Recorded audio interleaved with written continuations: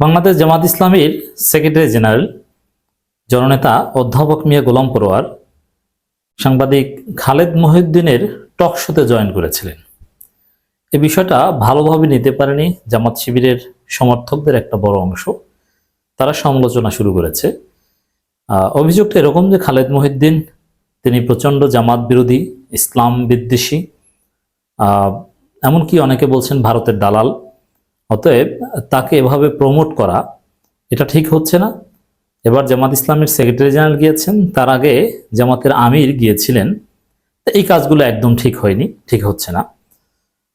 জামাত শিবিরের নেতাকর্মীরা এই সমালোচনা করার অন্যতম ভিত্তি সাংবাদিক ইলিয়াসের একটা ফেসবুক পোস্ট। সাংবাদিক ইলিয়াস বিষয়টা সামনে আনার পর অনেকেই ক্ষুব্ধ প্রতিক্রিয়া দেখাচ্ছেন যে না, এভাবে প্রমোট করছে, এটা ঠিক হচ্ছে না। তা আসলে কাজটা ঠিক হয়েছে কিনা যাওয়াটা আমরা সে আলোচনা করব। সাংবাদিক ইলিয়াসের ফেসবুক পোস্টটা যদি একটু দেখি, জামাত ইসলামীর একটা রাজনৈতিক কৌশল দেখলাম, এদের পেছনে যে বাস ঢুকায় তাকেই তাদের ভালো লাগে। এ কথাটা ঠিক।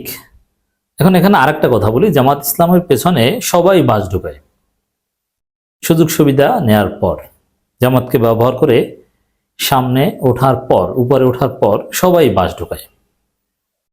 তা বাস ঢুকায় না কারা? যারা জামাতের কাছ থেকে কোনো সুযোগ সুবিধা নেয়নি, কিন্তু জামাতের পক্ষে অনবরত নিঃস্বার্থ কথা বলে গেছে বা ন্যায়ের পক্ষে বলে গেছে। কিন্তু যারাই জামাত শিবির নেতাদের ব্যবহার করে প্রমোটেড হয়েছে বা সুযোগ সুবিধা নিয়েছে, তারাই বাস দিয়েছে। দেখেন তাহলে বাস দিবে না কারা? যাদের উত্থানে জামাত শিবিরের কোনো সাংগঠনিক হেল্প ছিল না। আপনি একটু খোঁজ নিয়ে দেখেন যে কারা স্বতঃস্ফূর্তভাবে জামাতের পক্ষে অ্যাক্টিভিজম করে গেছে কিন্তু সাংগঠনিক কোনো সাপোর্ট পায়নি। সাপোজ পিনাকি ভট্টাচার্য যে আজকে পিনাকি হয়েছেন, সাংবাদিক ইলিয়াস যে ইলিয়াস হয়েছেন, এবং ইলিয়াস পিনাকির অধিকাংশ ভক্ত, আমার কথা বললাম না, অধিকাংশ সাবস্ক্রাইবার জামাত শিবিরের, অধিকাংশ, আমি নিশ্চিত। তারা কি জামাতের কোনো সাংগঠনিক হেল্পে এই পর্যায়ে এসেছেন? না। নিঃস্বার্থভাবে তাদের অ্যাক্টিভিজমের সাথে জামাত শিবির নেতাকর্মীদের, সমর্থকদের চিন্তা দর্শন মিলে গিয়েছে, তারা সাবস্ক্রাইব করেছে, ভক্ত হয়ে গিয়েছে। অতএব এরা কখনো বাস দিবে না। আর সাংবাদিক ইলিয়াস এই কথাটা বলেছেন। আর এই যে খালেদ মহিউদ্দিন অবশ্যই ব্র্যান্ড, কোনো সন্দেহ নেই, অনেক জনপ্রিয়, বড় মাপের সাংবাদিক, beyond reasonable doubt. Khaled Mohiuddin নিয়ে অনেক সমালোচনা আছে, সেদিকে যাচ্ছি না। খালেদ মহিউদ্দিন ডয়েচে ভেলের মতো একটা আন্তর্জাতিক গণমাধ্যমে কাজ করতেন। এখন সেখান থেকে তিনি একটা ফুটপাতের পত্রিকায় যাবেন, এই যে ঠিকানা, এটা নিয়ে আমরা অনেক কথা বলেছি। ঠিকানার মালিকের কাছে কিন্তু আমিরে জামাত পরাজিত হয়েছিলেন, জামানত বাজেয়াপ্ত হয়েছিল। একজন ব্যবসায়ী নানান দল টল করে বিএনপি করতেন, একসময় অমুক দল তমুক দল, এলডিপি, তারপরে এখন আবার বিএনপি করতে যাচ্ছেন। এরকম একটা অখ্যাত পত্রিকা যেটা যুক্তরাষ্ট্রের নিউ ইয়র্কের বিভিন্ন আনাচে কানাচে ফেলে দিয়ে আসা হয়, সেই জায়গায় খালেদ মহিউদ্দিনের সাথে মতো ইন্টারন্যাশনালি রিনাউন্ড একজন সাংবাদিক কেন চাকরি করবেন? এটা নিয়েই সমস্যা আছে, সন্দেহজনক এটা, যে কোনো বিশেষ এজেন্ডা অথবা বিশেষ কোনো সুযোগ সুবিধা বা বিশেষ কোনো লক্ষ্য উদ্দেশ্য নিয়ে এটা করেছেন। মানে ওই প্রতিষ্ঠানটাকে উপরে উঠিয়ে দেওয়াটাই খালেদ মহিউদ্দিনের অন্যতম উদ্দেশ্য, এবং এই জন্য খালেদ মহিউদ্দিন ডেফিনেটলি এক্সট্রা কোনো সুযোগ সুবিধা পান। কারণ স্বাভাবিকভাবে একজন ডয়েচে ভেলের সাংবাদিক এরকম একটা থার্ড ক্লাস পত্রিকায় চাকরি করতে আসবেন, এটা অবাস্তব। এখন খালেদ মহিউদ্দিন এখানে এসে এই অস্বাভাবিক কাজ করে, তিনি জামাতকে ব্যবহার করে এই ডয়েচে এই ঠিকানায় খালেদ মহিউদ্দিন এটাকে উঠিয়ে দিয়েছেন। খালেদ মহিউদ্দিন এখানে এসেছেন, অল্প সাবস্ক্রাইবার হয় না। যেই আমিরে জামাতকে আনলেন একদিন টকশোতে, মুহূর্তের মধ্যে খালেদ মহিউদ্দিন হিট, ঠিকানা হিট।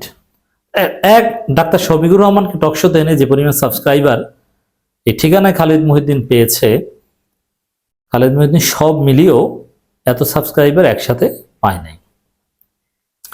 এবং ওই দিন খেয়াল করেছেন কিনা, খালেদ মহিউদ্দিন কোন পন্থী এটা নিয়ে আমাদের আপত্তি না, কিন্তু এই প্রতারণাগুলো আমাদের আপত্তি। খালেদ মহিউদ্দিন ওই দিন আমিরে জামাত যেদিন গিয়েছিলেন, সেদিন যে প্রশ্ন করেছেন আমিরে জামাতের কাছে এবং আমিরে জামাত যে উত্তর দিয়েছেন, সেটা ছিল নিচু লেভেলের টকশো। আমিরে জামাতের পারফরমেন্স ছিল অত্যন্ত দুর্বল, অনেকে তো প্রশংসা করেছেন, কিন্তু আমি বলেছিলাম খুব লো পারফরমেন্স ছিল। খালেদ মহিউদ্দিন চাইলে আমিরে জামাতকে পেঁচিয়ে ধরতে পারতেন, কিন্তু ধরেন নাই। খালেদ মহিউদ্দিন ইচ্ছাকৃতভাবে আমিরে জামাতকে ছাড় দিয়েছেন, সম্পূরক প্রশ্ন করেননি, পাল্টা প্রশ্ন করেননি। কেন? কারণ আমিরে জামাতের সাথে সহনশীল আচরণ করে খালেদ মহিউদ্দিনের স্বভাবসুলভ যে কৌশল, সেটাকে চাপা রেখে জামাত শিবিরের নিরীহ সাবস্ক্রাইবারদের সাবস্ক্রাইব পাওয়াটা ওই দিন উদ্দেশ্য ছিল। এই প্রতারণাটা খালেদ মহিউদ্দিন করেছেন, এটা ঠিক না, আমরা এই জায়গাটা বিরোধিতা করি। তো আমিরে জামাতকে নিয়ে এইভাবে খালেদ মহিউদ্দিন বা তার মিডিয়াকে হিট করেছেন, তখন এটা আমিরে জামাতের ওই টকশোতে যাওয়া উচিত ছিল না। এখন ডাক্তার এই সেক্রেটারি জেনারেল যা উচিত হয়েছে কিনা এটা বুঝতে হলে আপনাকে এইটা আগে বুঝতে হবে। কারণ আমি বলেছিলাম যে না, যেতেই পারে, কিন্তু একটা অখ্যাত মিডিয়ায় আমিরে জামাত যাবেন এটা হয় না। ঠিক আছে, ওখানে জামাতের শফিকুল ইসলাম মাসুদরা প্রথমে যাক, বা এই সারির নেতারা, তৃতীয় চতুর্থ সারির নেতারা যাক, সেলিমউদ্দিনরা যাক, এরপরে সেক্রেটারি জেনারেল, এরপরে সবকিছু ঠিকঠাক থাকলে একদিন আমিরে জামাত যাবেন, এটা হতে পারে। কিন্তু শুরুতেই আমিরে জামাত গেলেন, এটা সন্দেহজনক। তা আমিরে জামাতের ওইটা ছিল ভুল। এখন আমিরে জামাত যদি কোনো টকশোতে যান, তো ওই প্ল্যাটফর্মে সেক্রেটারি জেনারেল যাওয়া নিয়ে মোটেই আপত্তি করা উচিত না। অতএব আজকে যারা আপত্তি করছেন যে কেন গেল, তাদের আপত্তির জায়গাটা, বা কেউ যদি গালি দিয়ে থাকেন, গালিটা সবার আগে দেওয়া উচিত আমিরে জামাতকে, সেক্রেটারি জেনারেলকে মোটেও না। কারণ আমির যেখানে গিয়েছেন সেখানে সেক্রেটারি জেনারেল কেন যাবেন না? আর ওটাকে তো হিট বানিয়ে দিয়েছেন আমিরে জামাত, সেক্রেটারি জেনারেল তো যেতেই পারেন। এটা একটা বিষয়। এরপরে দর্শক, যাওয়া উচিত কিনা, এটা যদি একটা সিম্পল একটা থিওরি, এটা তো সবাই আমরা বুঝি যে রাজনৈতিক দল হিসাবে সব রাজনৈতিক দল হিসেবে বিভিন্ন জায়গায় যেতে হয়। সব মিডিয়া তো নিজের পছন্দের হবে না, পক্ষে থাকবে না, তো বিভিন্ন জায়গায় যাবে। হ্যাঁ, এক্ষেত্রে কোনো কোনো ক্ষেত্রে সাংগঠনিক সিদ্ধান্ত হতে পারে, যেমন বিএনপি সময় টিভি এবং ৭১-এর বিরুদ্ধে সিদ্ধান্ত নিয়েছিল যে ওটা বর্জন করবে। তো এরকম জামাত যদি কোনো একটা মিডিয়া প্রচন্ড জামাত বিরোধিতার কারণে এটা বর্জন করার সিদ্ধান্ত নেয়, সেখানে যাবে না। এখন এমনিতে স্বাভাবিকভাবে পক্ষে বিপক্ষে সমালোচনা করলে সেখানে যাওয়া উচিত। এই জায়গা থেকে খালেদ মহিউদ্দিনের টকশোতে যাওয়াটা আমি মোটেই অন্যায় মনে করি না। কিন্তু ওই যে খালেদ মহিউদ্দিনের প্রতারণায় সুযোগ করে দেয়াটা, আমিরে জামাত প্রথমে যাওয়াটা, এটা অদূরদর্শিতা মনে করি। এটা অন্যায় না, অদূরদর্শিতা। এরপর দেখেন আরো কিছু সমস্যা আছে, এই জায়গাটা আমি হিট করতে চাই। সাপোজ জনমত তৈরিতে পিনাকি ভট্টাচার্য, সাংবাদিক ইলিয়াস কিংবা কনক সরোয়ার তো টকশো করেন নিয়মিত, তাদের যে অবদান, তাদের যে তাসির জনগণের উপর, তার ১০০ ভাগের ১ ভাগ তাসির ওই খালেদ মহিউদ্দিনের নেই। খালেদ মহিউদ্দিনের একটা ভাব আছে, কোট টাই, উন্নত ডেকোরেশন, এই স্মার্টলি কথা বলা, অমুক, কিন্তু সহজ সরল প্রেজেন্টেশনের মাধ্যমে মানুষের মনের মধ্যে ঢুকিয়ে মানুষের মনে একটা জিনিস গেঁথে দেওয়া, এই কাজটা করতে পারেন পিনাকি, ইলিয়াস, কনক সরোয়ার। এবং জামাতের সবচেয়ে বেশি উপকার করেছেন গত ১৫ বছরে পিনাকি, ইলিয়াস, এই কনক সরোয়ার, এরা। এই খালেদ মহিউদ্দিনরা কোনো উপকার করেননি। কিন্তু তারপরও দেখবেন জামাতের এই আপত্তির জায়গাটা, জামাতের আমিরকে যদি পিনাকি ভট্টাচার্য দাওয়াত দেয়, জামাতের আমিরকে বা সেক্রেটারি জেনারেলকে যদি ইলিয়াস দাওয়াত দেয় কিংবা কনক সরোয়ার দাওয়াত দেয়, যাবে? আমার মনে হয় না যে যাবে। কারণ এরা নিঃস্বার্থভাবে জামাতের উপকার করেছে। অতএব যে নিঃস্বার্থ উপকার করে তার কাছে কেনই বা যাবে? এটা তো সহজ হিসাব। আর যে বাস দিতে পারবে নিয়ে, তার কাছেই যাবে, এটাই। অথচ পিনাকিদের বা কনক সরোয়ারদের যে অবদান, তাদের যে তাসির, তাদের যে কন্ট্রিবিউশন বা হেল্প জামাতের প্রতি, এর ধারে কাছেও খালেদ মহিউদ্দিন নেই। কিন্তু খালেদ মহিউদ্দিনের কাছে যাবে, কিন্তু পিনাকি, কনক সরোয়ারদের কাছে আসবে না। মানে এটা ওই যে কিছু আমাদের গ্রামের চাচাতো ভাইদের দৃষ্টিভঙ্গির মতো, যে একটু ভাব, খালেদ মহিউদ্দিন আবার কোট টাই পরা, কত কি, না গেলে হয়? খালেদ মহিউদ্দিনটা কিন্তু একটা থার্ড ক্লাস মিডিয়া, তার চেয়ে পিনাকি ভট্টাচার্যের প্রভাব অনেক বেশি, তাদের কাছে যাবে না। এই জায়গাটা হচ্ছে আমার আপত্তির জায়গা। খালেদ মহিউদ্দিন এত বাস দেয়, তারপর ধারাবাহিকভাবে তার টকশোতে জয়েন করেছেন। খালেদ মহিউদ্দিনের DW থেকে চাকরি যাওয়ার পর না, সেখান থেকে ছেড়ে গিয়েছেন আমি জানি না, যাই হোক, সে ঠিকানা নামে নিউ ইয়র্কের ফ্রি পত্রিকাতে চাকরি নিয়েছে। বিভিন্ন বাঙালি দোকানে পত্রিকা ফেলে রাখা হয়, পাবলিক সেই পত্রিকা দিয়ে শরীরে ময়লা লাগলে পরিষ্কার করে। এরকম একটা সাপ্তাহিক পত্রিকাকে প্রথম প্রমোট করে জামাতের আমির। তারপর থেকে দলটির বিভিন্ন নেতারা এই রাস্তায় পত্রিকা, ইউটিউব টকশোতে অংশগ্রহণ করে।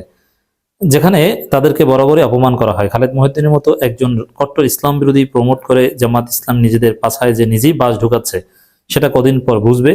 কারণ এই ইউটিউব চ্যানেলটি যত বড় হবে ততই তাদের দেশের জন্য ক্ষতির কারণ হবে। এটা জামাত বুঝবে না। তবে হ্যাঁ, আমি মনে করি ওই যে টকশোতে যাওয়া উচিত, শত্রু হলেও সাংগঠনিকভাবে বর্জন না করলে সেখানে দাওয়াত দিলে যেতে পারে, কিন্তু এত বড় নেতা যাবেন এটা আমি সমর্থন করি না। আর এই ঠিকানায় খালেদ মহিউদ্দিন এটাকে প্রতিষ্ঠিত করে দিয়ে এসেছেন আমিরে জামাত, এটাকে আমি সন্দেহ করি। অতএব উচিত অনুচিত এটার মূলটা আশা করি আপনারা বুঝতে পেরেছেন। আর আমি জানি না যে কেন ইলিয়াস ডাকলে কিংবা পিনাকি কিংবা কনক সরোয়ার ডাকলে যাবেন না, বা যাবেন কিনা। এই জায়গাটায় আসল পরীক্ষা, রাজনীতির খেলা এই জায়গায়। এখন ইলিয়াসরা তো সত্য কথা বলেন, ডাক্তার তাহেরদের ভারত কানেকশন, আওয়ামী লীগ কানেকশন ফাঁস করে দেন, এই কারণে ইলিয়াসদের কাছে যেতে ভয় পান অনেকে। এগুলো দুঃখজনক এবং জামাতের সমস্যা। আশা করি বুঝাতে পেরেছি আপনাদের বাস্তবতা।